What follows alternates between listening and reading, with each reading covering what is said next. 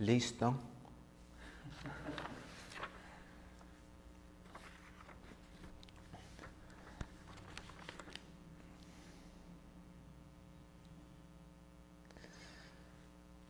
Pues entonces vamos a seguir con la segunda parte.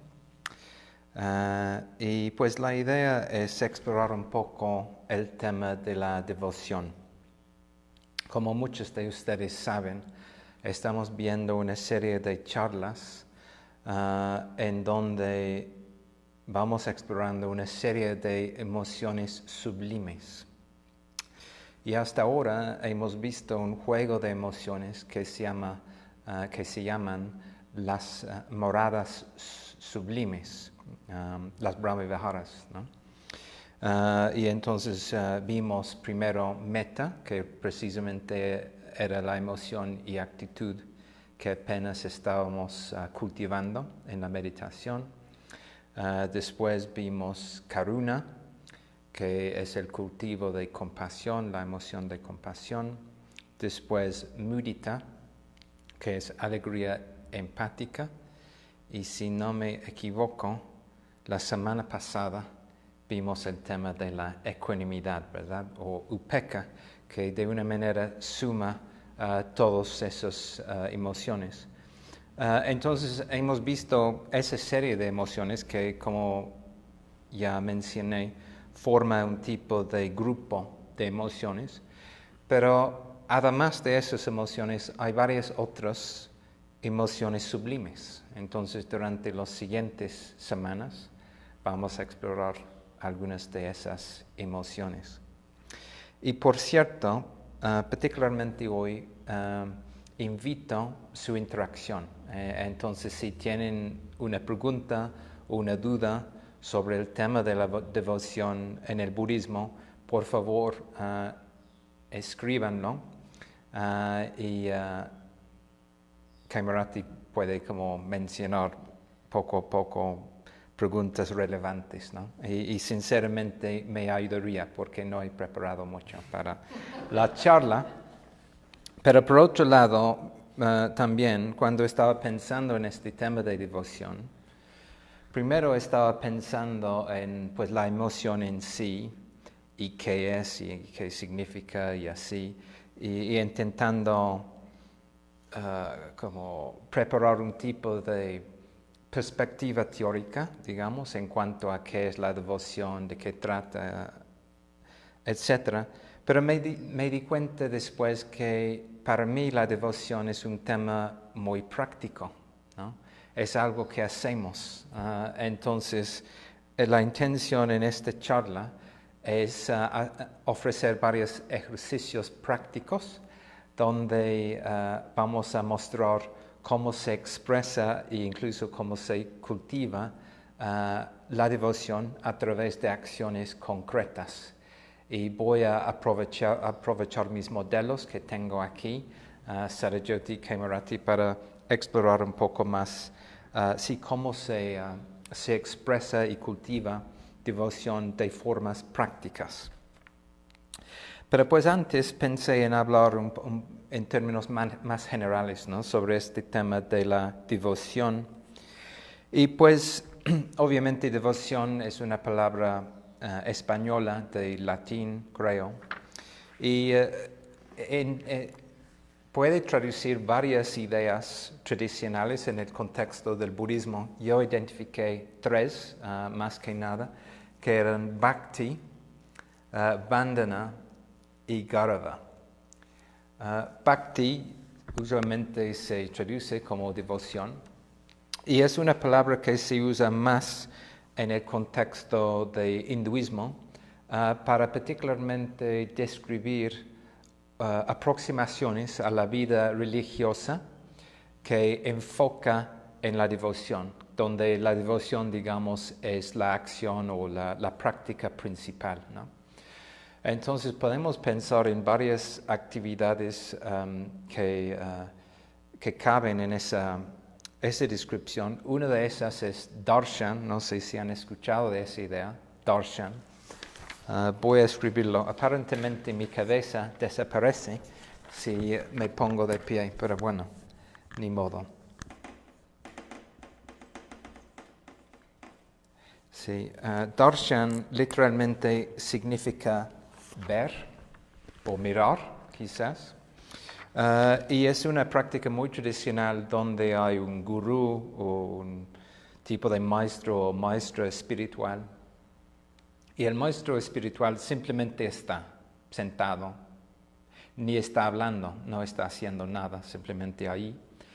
Y los seguidores llegan y ellos también se sientan en frente del gurú o la gurú también puede ser, porque eso es bastante común también. Y simplemente como absorben la presencia de la persona, de la persona espiritual y se sienten que hay un tipo de bendición, ¿no? Como reciben una bendición a través de la presencia de esa persona. Y pues la verdad, como de pronto me ocurre que podemos hacer y hacemos lo mismo con el Buda, ¿no? Tenemos el Buda ahí, el Buda está sentado, no está haciendo nada, simplemente meditando, ¿verdad? Pero podemos tomar su darshan, ¿no? Cuando entramos al recinto. Quiere decir que simplemente podemos estar consciente de él, consciente de lo que él está comunicando, lo que él significa, ¿no? Entonces, darshan es una de las formas en que se expresa este principio de bhakti. No voy a elaborar más ahora sobre bhakti, pero más adelante voy a mostrar o vamos a mostrar algunas prácticas que también expresan actitudes devocionales. La segunda palabra que tengo aquí es bandhana, y quizás varios de ustedes ya conocen esa palabra porque aparece en varios textos importantes. Uno de los lugares en donde la palabra bandhana aparece es en el Triratana Vandana. Triratana Vandana. Triratana Vandana significa saludo a las tres joyas o devoción a las tres joyas, podemos decir, ¿no? Y en este canto, que es el Triratana Vandana, estamos básicamente poniendo una atención receptiva y una actitud de aprecio hacia cada una de las tres joyas, ¿no? Empezamos con el Buda, después el Dharma y finalmente la Sangha. Y la idea es que a través de Vandana, que es saludo o devoción, estamos como fomentando receptividad hacia los tres joyas, que son los valores centrales del budismo, ¿no? Eso es bandhana. El otro lugar donde encontramos la palabra vandana es en la puya de las 7 etapas, y es la primera etapa que creo que se llama vandana. En inglés se traduce como worship, devoción también, ¿no? Sí.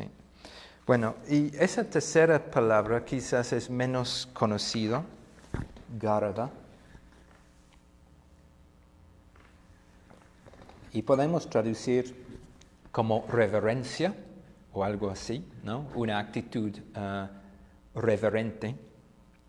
Y ocurre pues en varios lugares, pero entre ellos ocurre en una escritura tradicional donde el Buda mismo está hablando de su propia necesidad de reverenciar.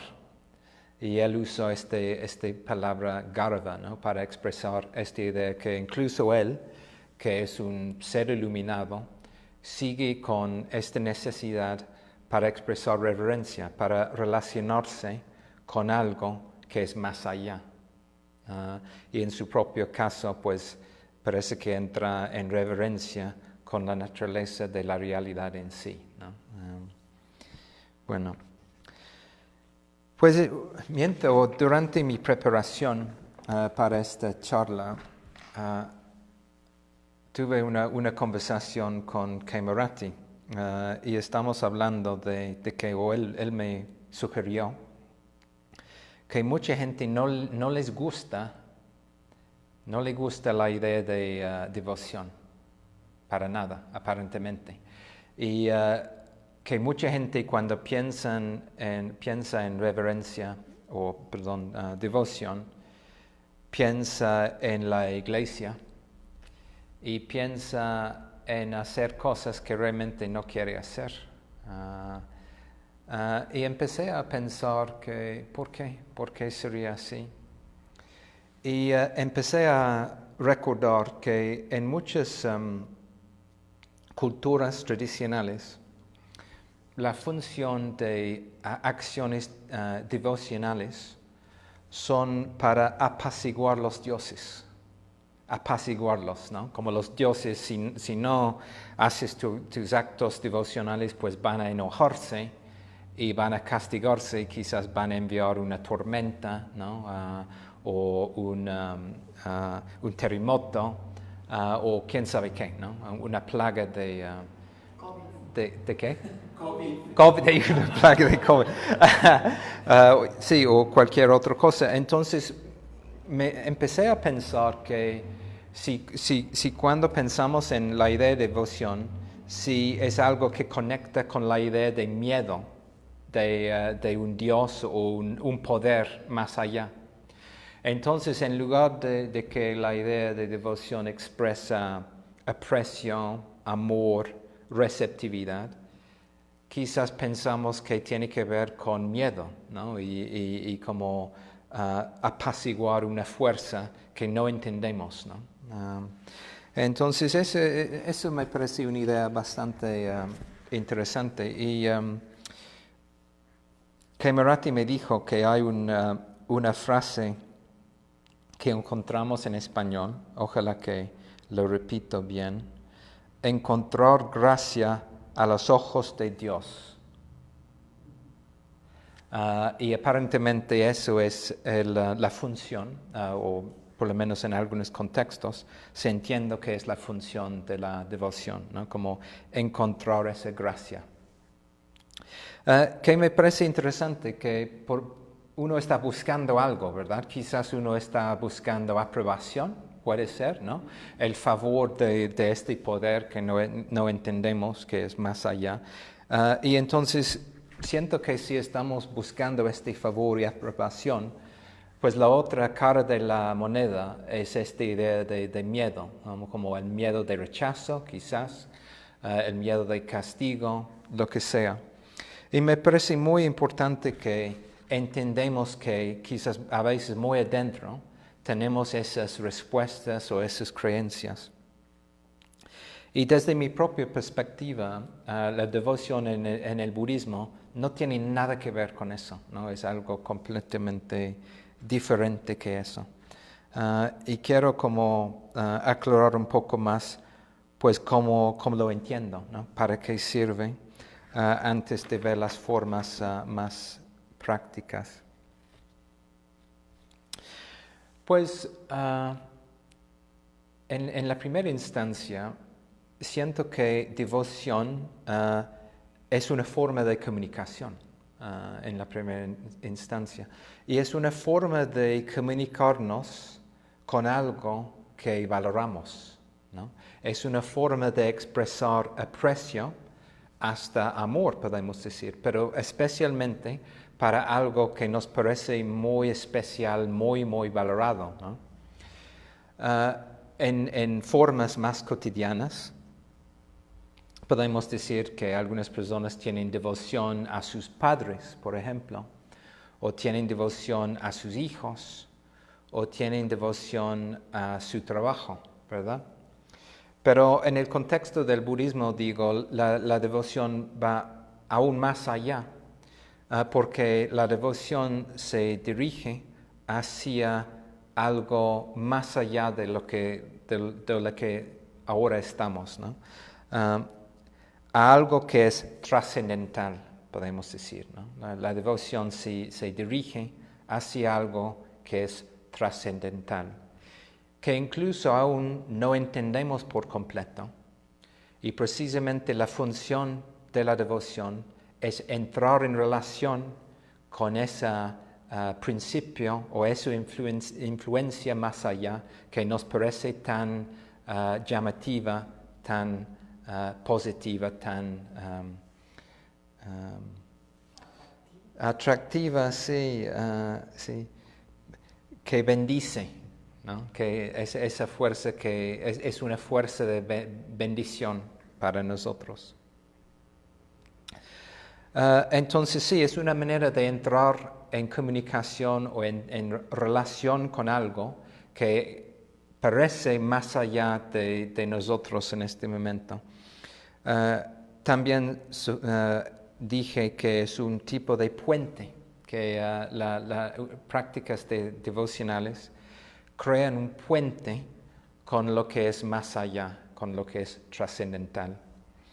Y en su esencia, ¿qué es eso? Es el Buda, ¿no? Es el Buda. ¿Y qué es el Buda? Pues podemos decir muchas cosas sobre qué es el Buda. El Buda es la mente iluminada, el Buda es el guía, el Buda es el ejemplo del camino de la iluminación, y el Buda es también nuestra propia potencial, nuestro propio potencial para iluminarnos. Entonces, a través de prácticas devocionales hacia el Buda, conectamos con todos esos matices del concepto del Buda. Entonces, no solamente nos relacionamos con el Buda a través de actos devocionales o prácticas devocionales, sino también fortalecemos ese vínculo. Y a ver si puedo hacerlo. Y una idea que me ocurre era la relación entre prácticas devocionales y la emoción de devoción.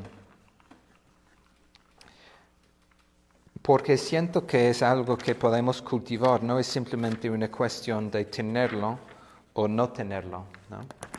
Entonces, yo pensé que tenemos las prácticas de devoción y el resultado es que fomenta la actitud o la emoción de devoción. Y cuando tenemos la emoción de devoción, queremos expresarla a través de prácticas. Entonces tenemos un círculo virtuoso, ¿no? Esta relación entre la práctica y la emoción, ¿no? Y son muy interrelacionados. Entonces realmente, creo que más que nada en el resto, quiero explorar cómo practicamos la devoción para fomentar la devoción y además cuando tenemos el impulso de la devoción, cómo lo expresamos, ¿no? Pero antes de hacerlo, quería comentar otra idea sobre para qué sirve prácticas devocionales y por qué la devoción es importante. Y yo creo que es para ayudarnos a trascender nuestro propio egocentrismo y nuestra propia soberbia, ¿no? En prácticas devocionales estamos reconociendo que hay algo más importante que nosotros. Hay algo más valioso de nosotros. Yo sé que es difícil reconocer, ¿verdad? Porque pensamos, pues, no hay nada más importante que yo, no hay nada más allá que yo. Y siento que muchos de nosotros en la vida moderna vivimos en un mundo bastante plano, que no hay algo más allá, simplemente todo está en el mismo nivel. No hay nada más o nada mejor que yo, perdón. Y no hay nada más importante que servir que mi propia voluntad y mis propias necesidades. Y siento que pues la visión de devoción nos ofrece una posibilidad más amplia que eso, ¿no? Ofrece la posibilidad que sí hay la posibilidad de servir algo que va más allá de nuestra propia voluntad y nuestras propias necesidades como egocéntricas. Y en términos del budismo, ese ideal que podemos servir es el ideal de la iluminación de todos los seres, ¿no? O el ideal del Bodhisattva. Entonces podemos expresar devoción a través de servir ese ideal, ¿no? A través de nuestras acciones. Entonces, pues voy a como enfocar más en lo que he nombrado protocolos de devoción o formas de prácticas de expresar y cultivar devoción. Pues me imagino que casi todos ustedes han visitado un centro budista o un templo budista. Y cuando se entra el recinto, pues ¿qué es la cosa que se hace antes de entrar al recinto? Yo escucho a Claudia diciendo apagar tu celular. Apagar el celular. Pero antes de los celulares había una acción bastante sencilla que se hace, que es quitar los zapatos, ¿no? Y es una forma de reconocer que estamos entrando desde la área secular, digamos, hasta la área sagrada, ¿no? Estamos entrando a un santuario, se puede decir, un lugar sagrado, donde estamos entrando en relación con lo trascendental, ¿no? Entonces el primer paso que hacemos es quitar los zapatos y entrar. Si tienes, sí, es interesante, ¿verdad? Porque en algunos contextos religiosos, cuando se entra, se pone algo arriba, ¿verdad? De la cabeza. Por ejemplo, los musulmanes creo que hacen eso. Pero en el budismo es más común como quitar un sombrero si tienes y los zapatos también. Y cuando entramos al recinto, ¿qué es lo que hacemos Saraswati, cuando entramos? Hacemos una reverencia. ¿Y puedes mostrarnos, por favor, cómo se hace? Cuando entro al recinto. Sí, pero hay que hacerlo enfrente de la cámara para que vean, ¿no? Cuando entro al recinto, pues saludo a las tres joyas y luego tomo mi lugar. ¿Y por qué se hace eso, Saraswati? ¿De qué trata? ¿Me estás entrevistando? Sí, te Pues, estoy entrevistando, sí. Para mí tiene que ver con reconocer un lugar, reconocer un espacio sagrado. Me puedo sentar para que sea más fácil. Reconocer un espacio que considero sagrado, reconocer su belleza y permitirme como,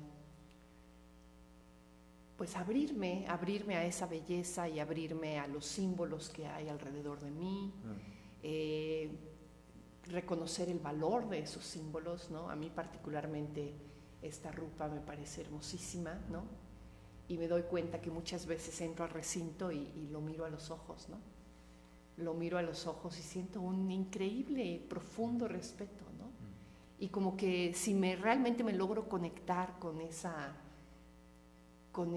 emoción, como que es muy natural que el cuerpo haga esto, ¿no? Que el cuerpo exprese esa emoción físicamente también, ¿no? Entonces, ¿cuándo lo haces? Cuando te inclinas ante el Buda, ¿qué es lo que te sientes? Pues siento respeto, siento un sentido como de...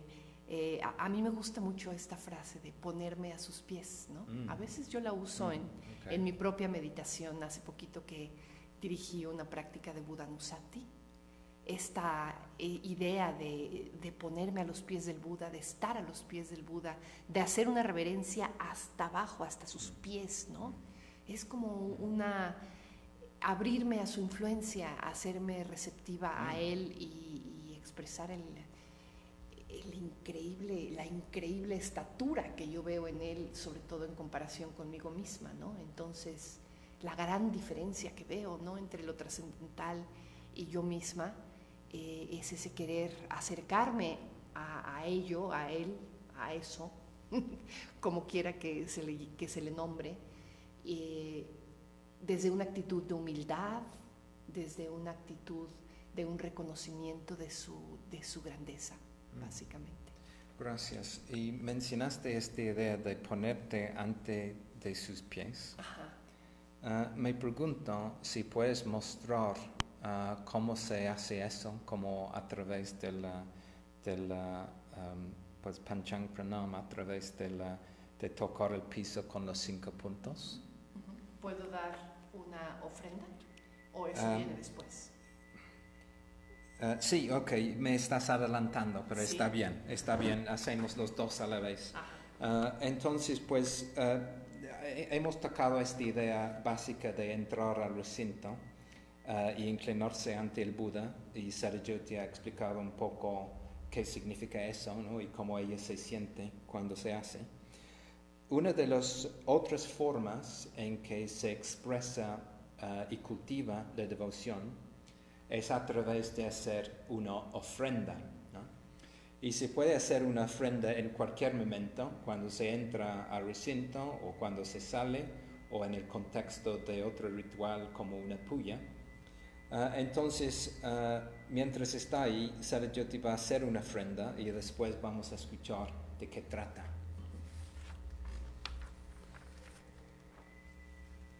Entonces, primero me acerco al altar, saludo al altar.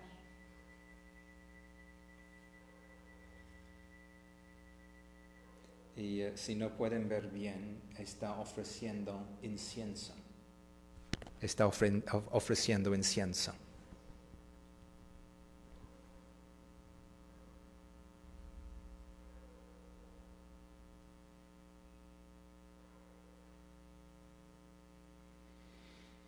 Y no sé si pueden ver, pero ya lo que está haciendo es el saludo con los 5 puntos. Los 5 puntos son las 2 rodillas, las manos y la cabeza. Y son 3 veces, ¿no? Y usualmente sí lo hacemos 3 veces para enfatizar que realmente sí, eso es lo que estamos haciendo, ¿no? Saraswati mencionó esta idea de ponerse a los pies del Buda, y es tradicional en la India, como un muestra de mucho respeto para alguien, tocar sus pies, literalmente tocar sus pies. Entonces, a veces con las manos, pero puede ser con la cabeza también, sí. Y eso está expresando este respeto y receptividad de que habla Saraswati. Entonces, pues, me gustaría saber, como esta ofrenda, ¿por qué lo haces? Pues la ofrenda tiene que ver, para mí se relaciona mucho con lo que hablábamos al entrar al recinto, ¿no? De ofrecer mis respetos a algo tan elevado, por ejemplo, como lo que está aquí representado, que es un símbolo de la mente iluminada.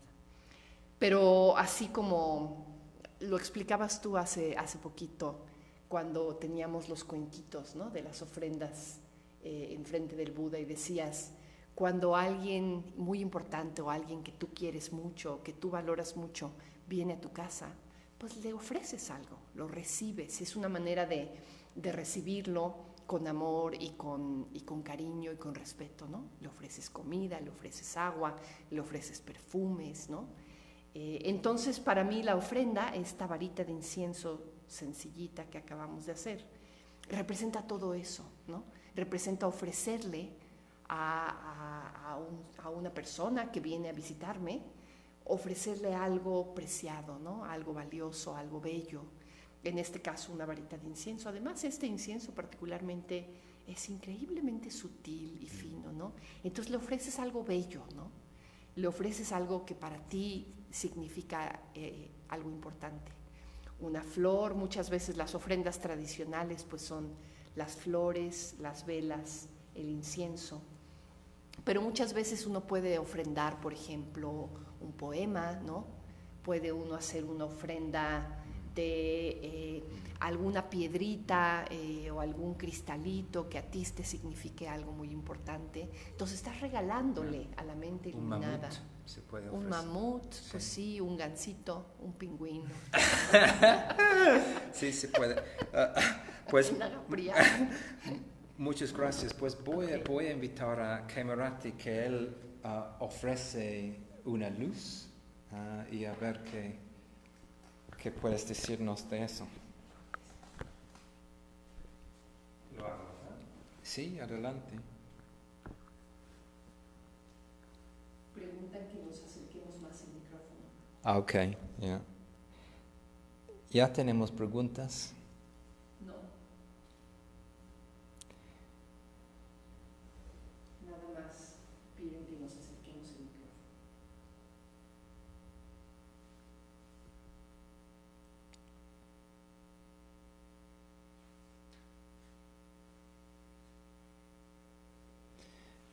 Pues Saraswati apenas como mencionó varias ofrendas que se hace como flores, incienso, luz. Y me gustaría preguntar a Kemerati ¿por qué se ofrece luz? ¿De qué trata eso? Pues bueno, el signo de ofrecer luz, pues es como le decía ahora Sadayoti, es como querer regalar, ¿verdad? Y además comúnmente hablamos de que estas velas, ¿no? También son un símbolo de la luz misma que es el Buda, la iluminación, el ideal de la iluminación. Y a mí particularmente me gusta pensar de que ofrezco al Buda mi ideal, el ideal mismo, ¿no? Es como regalarle este deseo tan grande que siento de lograr lo que logró, esta iluminación, ofrecerla. Y algo que particularmente me gusta es como ofrecer ese deseo, que no es un logro únicamente que quiero lograr, que quiero alcanzar yo, sino todos, ¿no? Es como ofrecer el deseo de que todos los seres se iluminen, ¿no? Entonces es como tener esa intención al momento de regalar esta ofrenda o de entregarla al Buda, traer esa intención también, ¿verdad? De ponerla en esa ofrenda, ese deseo de que todos los seres se iluminen, vean la luz del Buda y quieran lograrla, ¿no? Muchas gracias. Y sí, entonces pues estamos viendo algunas de las maneras en que por un lado se puede expresar devoción y por otro lado a través de hacer esas prácticas de devoción o devocionales se cultiva la emoción, ¿no? Y quiero enfatizar eso, ¿no? Porque es muy común que alguien dice que pues no siento que soy una persona muy devocional o no siento como mucha emoción de devoción, digamos. Pero siento que a través de prácticas como hemos visto, empezamos a abrirnos hacia esa actitud cada vez más, ¿no? Y si quieren saber qué estoy pensando yo cuando hago mis ofrendas, a veces estoy pensando en qué voy a cenar, pero otras veces quizás estoy muy conectado con el Buda y lo que significa el Buda, ¿no?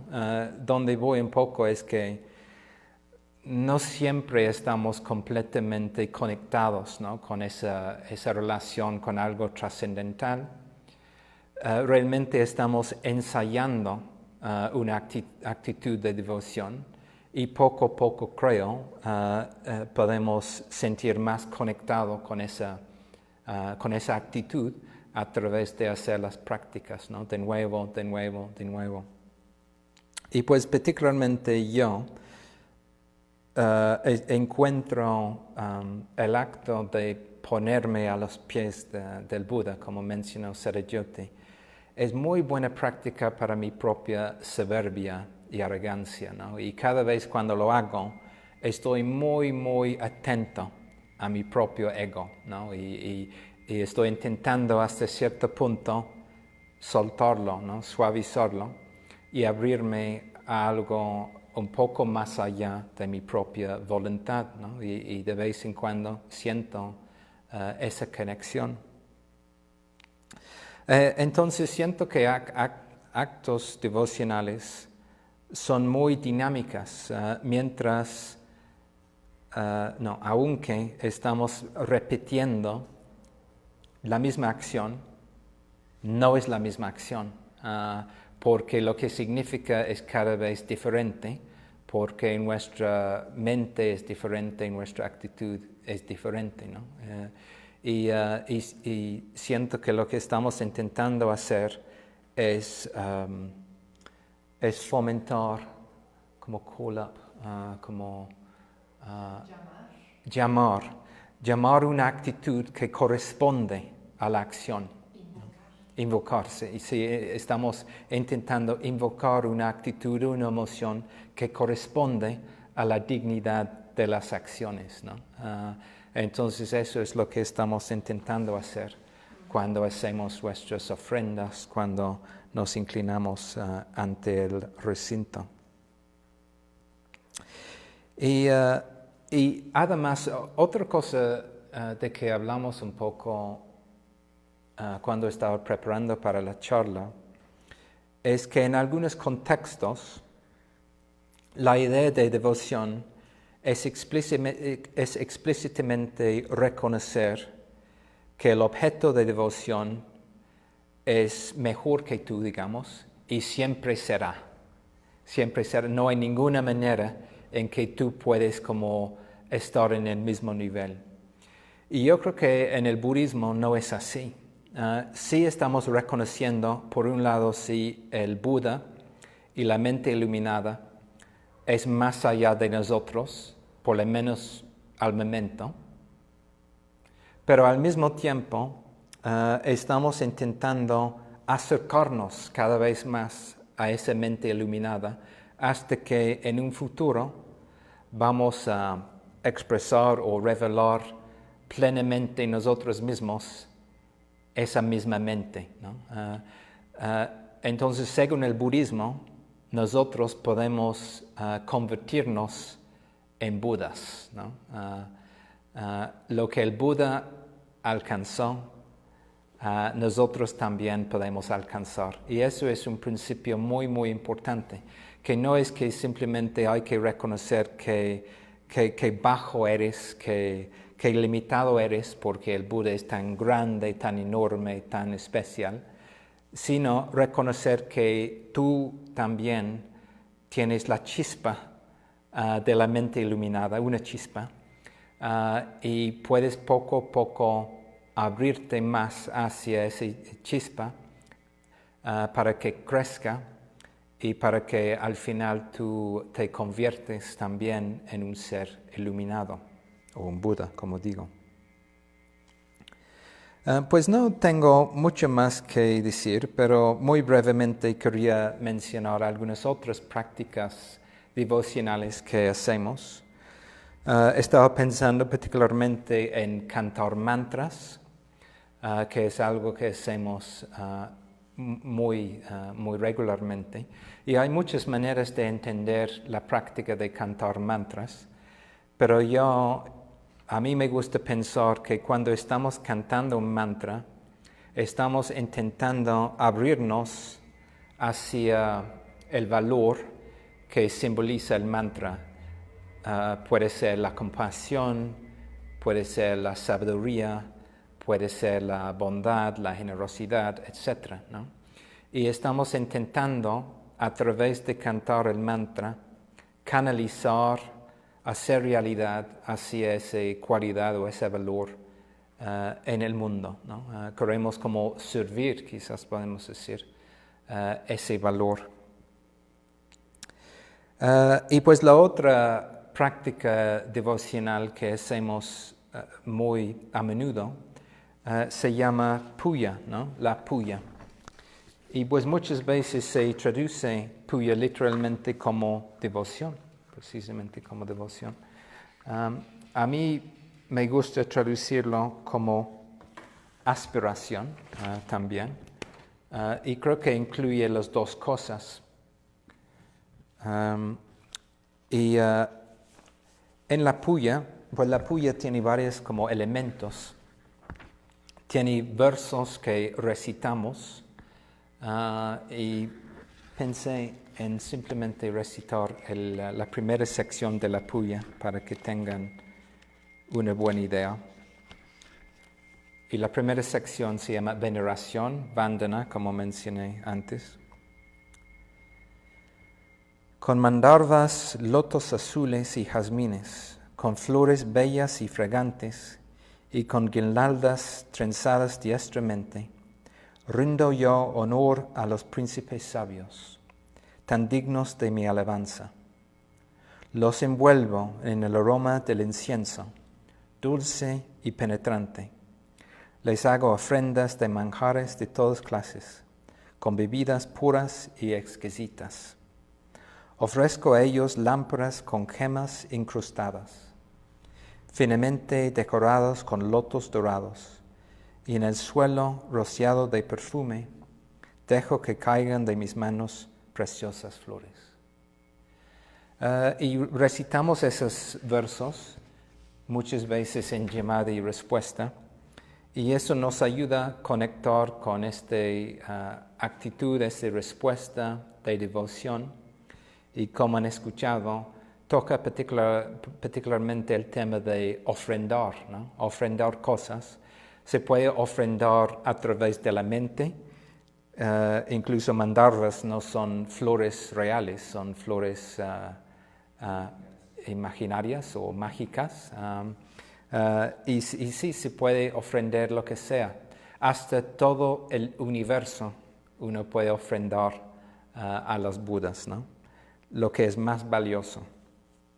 Entonces, a través de los versos de la puya, invocamos esta actitud de devoción, de receptividad, que nos permite empezar a entrar en comunicación o una relación más profunda con la mente iluminada, hasta que empezamos a funcionar como canales para la mente iluminada, que realmente es la meta, ¿no? Queremos funcionar como canales para la mente iluminada. Pues yo creo que era más o menos lo que quería comunicar en la charla de hoy. Hay una pregunta que dice si la devoción tiene algún enemigo cercano o lejano. Si tal vez como la idolatría o eso a lo que llamamos fe ciega. Pues tenemos una pregunta sobre la devoción y está preguntando si la devoción tiene enemigos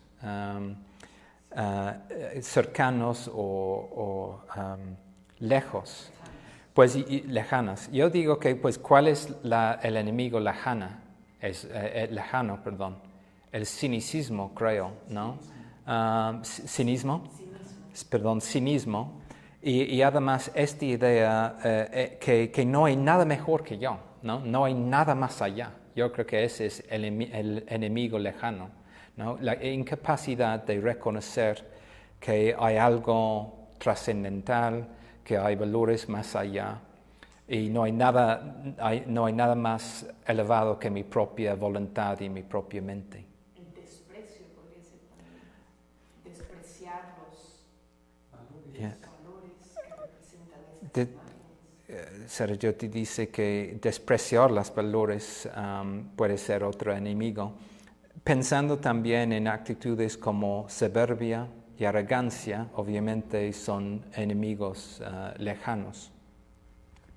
Si pensamos en un enemigo como más cercano, yo digo que es algo como un tipo de devoción ciega, que realmente no tiene sus ojos abiertos y está dispuesto a adorar lo que sea, básicamente lo que sea.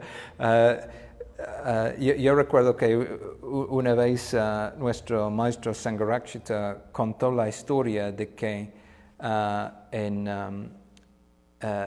la India ponen esas piedras que marcan las distancias entre una ciudad y otra.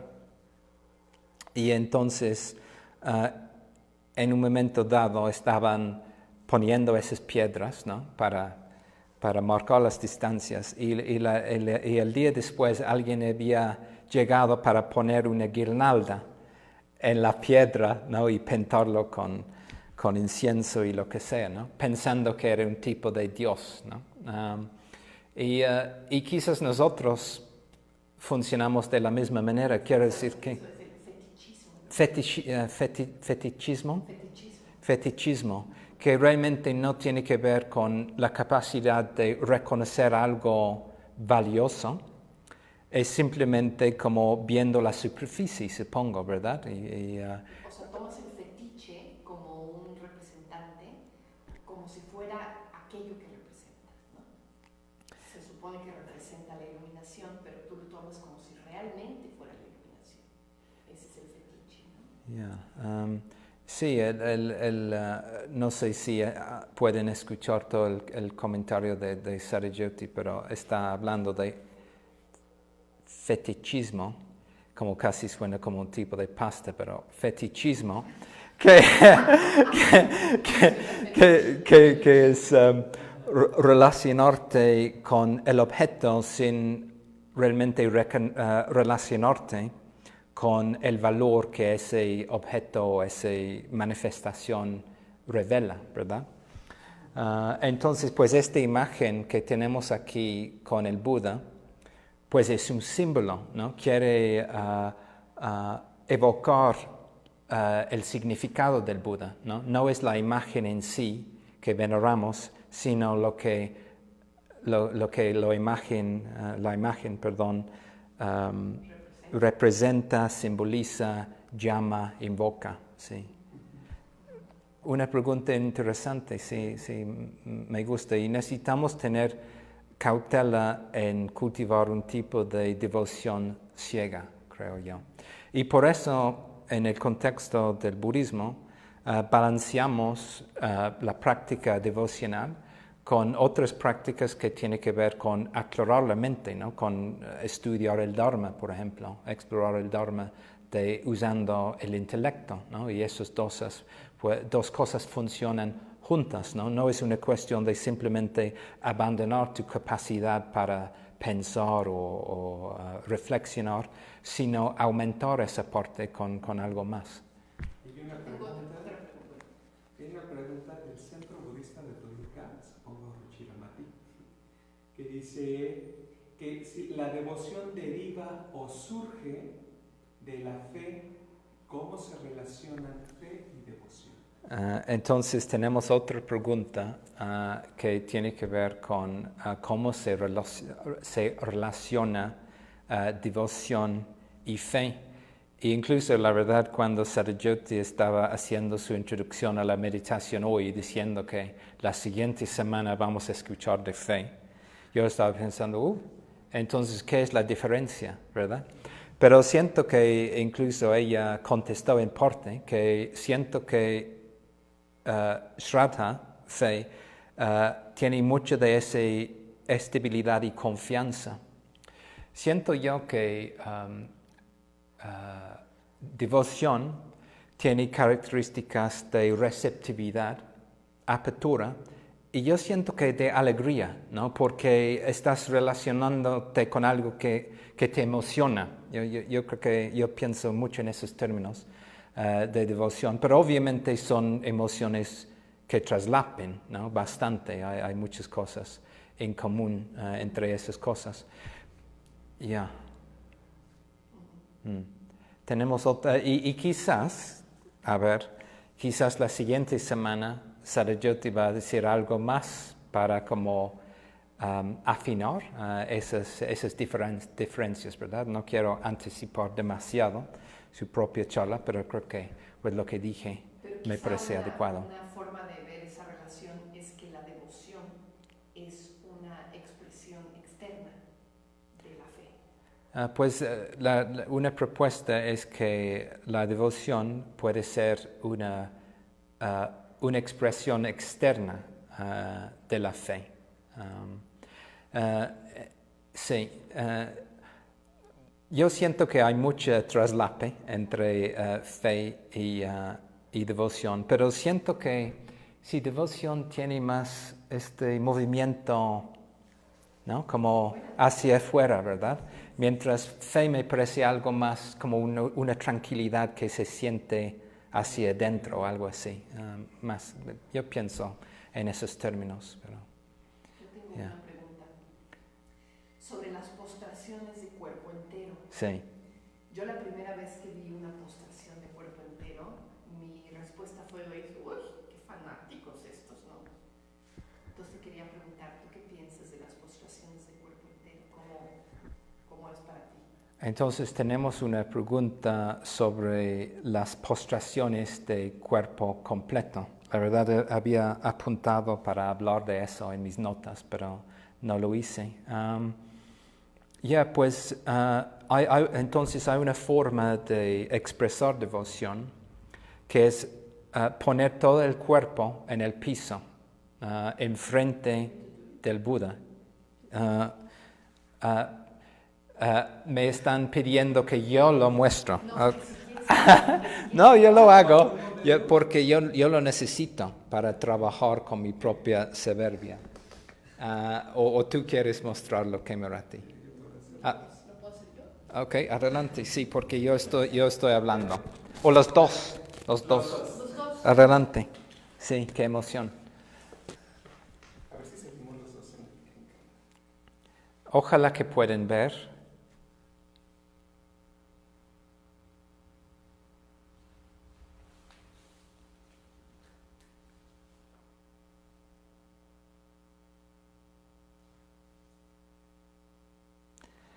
Sí, y después de muchas maneras yo lo veo como una extensión del saludo de los 5 puntos, ¿no? Pero en este caso uno está...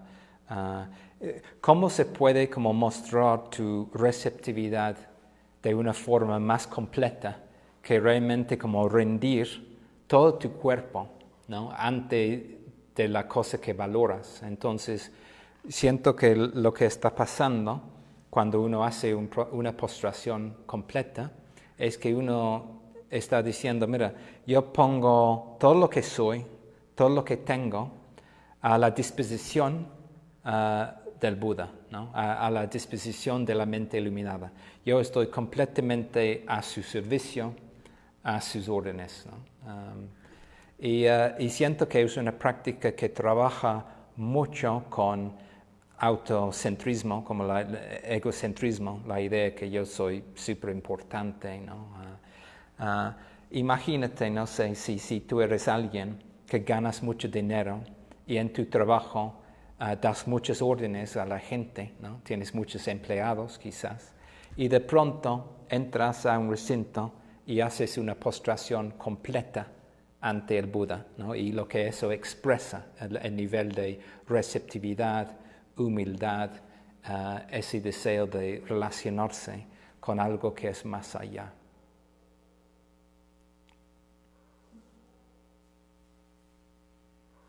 Pues todo el mundo está ansiando el tema de la fe, entonces hay varias. Pues muchas gracias a todos por estar con nosotros esta noche y sí, vamos a extender y ampliar algunos de los temas que hemos tocado hoy cuando tocamos el tema de la fe. Que estén bien.